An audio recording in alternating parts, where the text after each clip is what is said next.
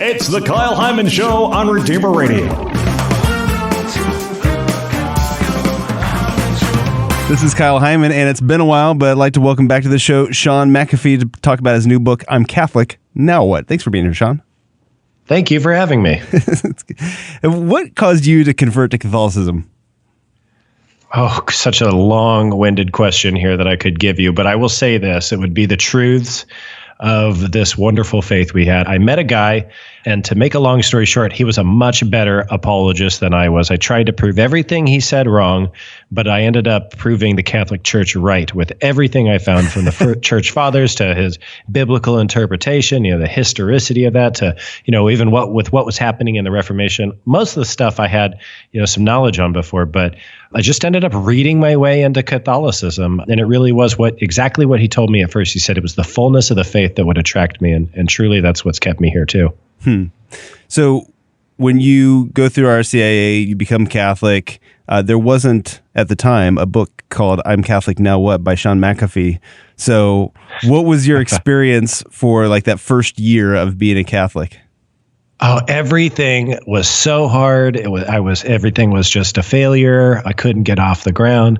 No, I wish that this book was like the miracle drug for converts. And that's kind of what we wanted to make it. But I would say there were a lot of difficulties. I'm a pretty easygoing person, first of all. So I don't get too wrapped up with too many details in life. I do believe in God's providence and his providence. But I don't find myself as that kind of person needing to pray the Serenity Prayer a lot. I do count on God quite a bit to guide my feet. And he guided my feet into the church. It was a very tough decision. I would say in my first year, it was just a general lack of awareness, with Catholic lingo, a general lack of awareness with even things like the Mass. I remember the first time I went to the Mass, the first 4 times I went to the Mass, it wasn't with my wife. I was so confused. And I remember telling my friend this, who was eventually going to convert me, that I just could not follow the Mass. I didn't know what to do. And, the repetition of going every week wasn't really cutting it. And he said, oh, you need to look in your pew. There's a book there. It's called a missal. And I'm like, why do we have weapons of mass destruction in the pew? And he said, wrong kind of missal. And but things like that, just getting through the repetition of the liturgical life. I mean, I had never even heard the word liturgical. I could give you a list of about 1,000 things that I just didn't understand that were somewhat covered in RCIA, but not really really deeply, touched upon. I mean, it was only touched upon. There wasn't any deep study and familiarity there. Do you think that's something that a convert just needs to naturally work through, and that's going to happen no matter what? Or is this like a flaw in the system? No, absolutely. No two RCIA programs are the same, first of all. My archdiocese right now is the military archdiocese for services in the United States of America and abroad. And some places I meet people who want to enter the Catholic Church, and I'm like, oh, great, we'll get you an RCIA. Let's go talk to Father so-and-so, and they don't have an RCIA program. Or before there is an RCIA program, but they're kind of going over, the Catholicism DVDs from Father Barron, and they're just kind of pulling together what they can. And in my own parish in Omaha that I went through RCIA in, there were complaints from even the people directing the program. They're like, don't you think we should be talking more also about the moral teachings of the church and, activism, for the legal protection of children and this and that. Mm-hmm. And yeah, I mean, so there was that element of kind of a flaw, and that's an inherent flaw you're going to have no matter where you go. But I personally do agree with you. The first statement you made is that every convert on some level is going to have a level of, what am I doing? Mm-hmm. Whether it's the morning after the Easter Vigil or 12 months later, and they're like, I didn't understand it last year. I don't understand it this year. It does take time. The Catholic faith, we say that we practice it. And that practice makes us better at it. And it makes us more knowledgeable and aware. And it gives us a deeper appreciation. So these things don't come immediately to anybody. A lot of people have long conversions, and that means that they kind of save themselves some of those troubles, down the road. And some people convert pretty quick and end up, I think, having some of these issues, and some spiritual directors, just to touch on this a little more, some spiritual directors and even saints, like St. Francis de Sales, they talk about this, about quick conversions and how sometimes they end up actually not being the longest lasting conversions of the heart because it was such a, it was more of an emotional response than it was an intellectual and spiritual response. They didn't connect all the dots. And so they were discouraged after they met, so many trials, and those things do exist. And that's something I cover in my book. So I don't think there's any one way to smooth it out for anybody entering the church, but these difficulties are definitely going to be faced one way or another, a handful of them or all of them. Why do you think Catholicism is so complicated? Oh, because was it Fulton Sheen who said that nobody can destroy the Catholic Church because we've tried for 2,000 years to do it? Why is Catholicism so complicated? Because our faith is so beautiful. I mean, think about this. We have dogmas and we have things we are definite on as a matter of truth and morality. And these things are defined and they're pretty black and white. But then we have mysteries. I'm preparing to do a talk to some men here in the military community, some Catholics, on the rosary next week. And I got to explain to them this concept of mysteries. And I even remember on the reflections during the rosary, but this is such a weird word because I remember asking Father Andy Alexander, and he's a great Jesuit priest in the Archdiocese of Omaha, works for Creighton University and part-time priest at our parish there at St. Robert Bellarmine. I asked him in front of everybody, I was like, so what exactly is a mystery in the Catholic Church? He was like, we don't know. and that kind of goes into this because he was talking about Easter. We're getting closer to Easter, and he's like, the Paschal mystery, Paschal mystery. And I'm like, why are we doing it if it's a mystery? Uh-huh. But there's an element to our faith that draws us in because of this I don't know. And there's an element that keeps us there about what we do know about what we kind of, in a way, don't know. It's kind of messy, but whenever you think about the fact that he asked why it's complicated, I think that's a suitable answer for now. We could go on for a while on why Catholicism is messy. Also because God entrusted his church to people, and we've mucked it up and we've beautified it. But lots of it's a lot of swampland too.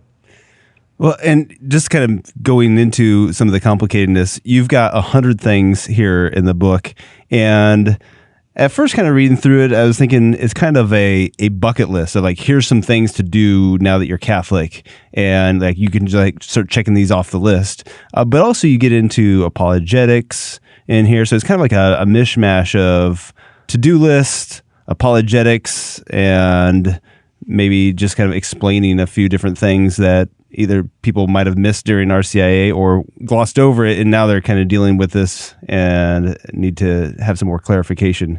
So, yeah, how many of these, specifically the majority of them being kind of bucket list things, how many of them do you think you've done? Great question. And I just want to give you my applause. I was kind of nodding my head left to right thinking, man, did he like read an email that I didn't know that I sent him? Because that was actually one of the proposed titles of the book was The Catholic Bucket List. Here's 100 things you need to do and know. We ended up kind of drawing the book towards like mass confusion. I'm Catholic. What am I supposed to do now? Have I done most of these things? Nothing comes to mind that I haven't done. Mm-hmm. I'm trying to think. Nothing comes to mind immediately. And I don't say that to kind of sound braggadocious, because I have not done everything that this book does, and ask somebody to do. And I don't mean to kind of verify that I'm not a hypocrite either, but I'll just say this, the simplicity of my mind whenever I write a book, I'd like to know that I have some experience in what I'm asking somebody else to do as a matter of benefit to their soul. Mm-hmm. And so most of the things in here, I say, A, here's what you can do. B, here's how to do it. Or here's what you need to know about it. And then C, let me tell you something that happened in my life and why it was important. Something that I think anybody can latch onto and can understand and come to grips with, and use that as an encouragement to follow that same path.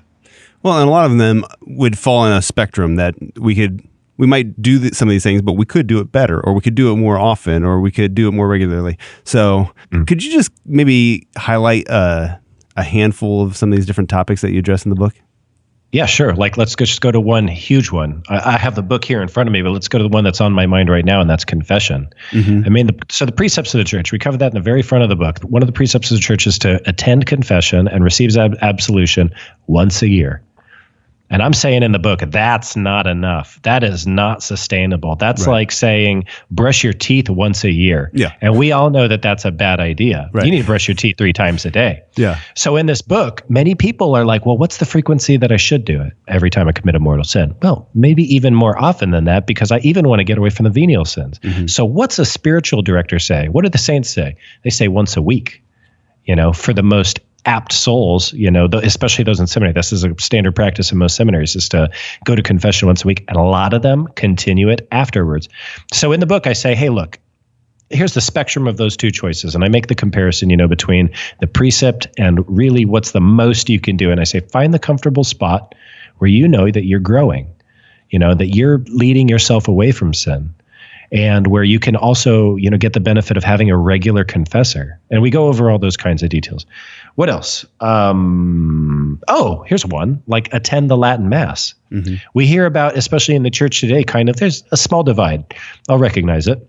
There's a small divide in the Catholic Church between those who are really clinging to the traditions of the church, particularly the Latin Mass and the use of Latin during Mass, even with a Novus Ordo, and those who are pretty happy with contemporary services and kind of aren't interested.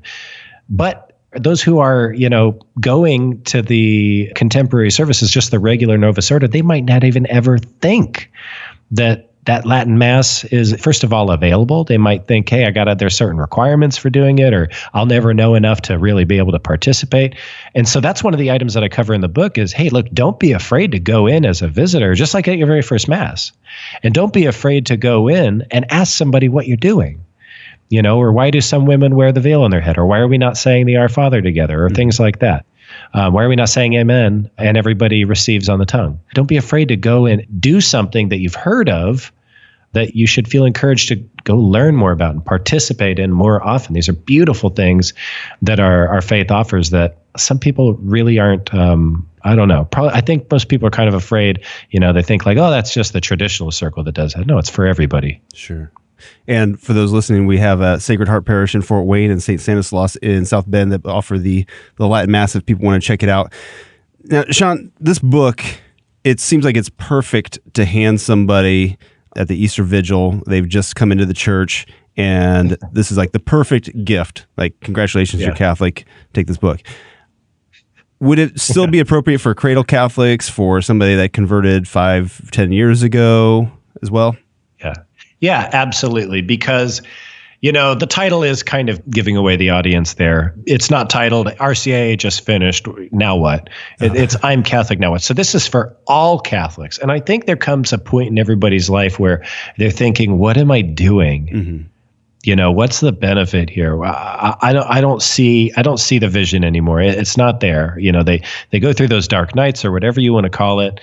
They lose interest and they don't really know how to get back on. And so there are so many topics in this book, not just things you should do, but just mindsets that every Catholic needs to have, every single Catholic needs to have in order to sustain the beauty of the faith and to enjoy it, because this is something to be enjoyed. It's not always, a huge joy, but this is something to enjoy, at all moments of our life.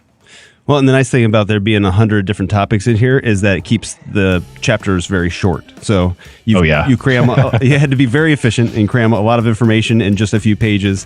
And so people can really kind of breeze through this very quickly. So where should we send people to get a copy of the book? You can go to Amazon.com, of course, or you can just go to OSV Bookstore. If you just Google OSV Bookstore, you'll be brought right to the book, and then should be right there on the front page, or just Google I'm Catholic Now What? There's nothing else on the internet like this, so you're going to get the first result. And like I said, it's a no-brainer for a gift for anybody converting and joining your parish. The churches should be giving these away left and right, but anybody is going to benefit from this, even if you just pick up a couple things from it. It's going to be worth it. So check it out. Again, it's called I'm Catholic Now What? Shaun McAfee, thank you for joining us. Appreciate it. Thanks, Kyle. It's a joy every time.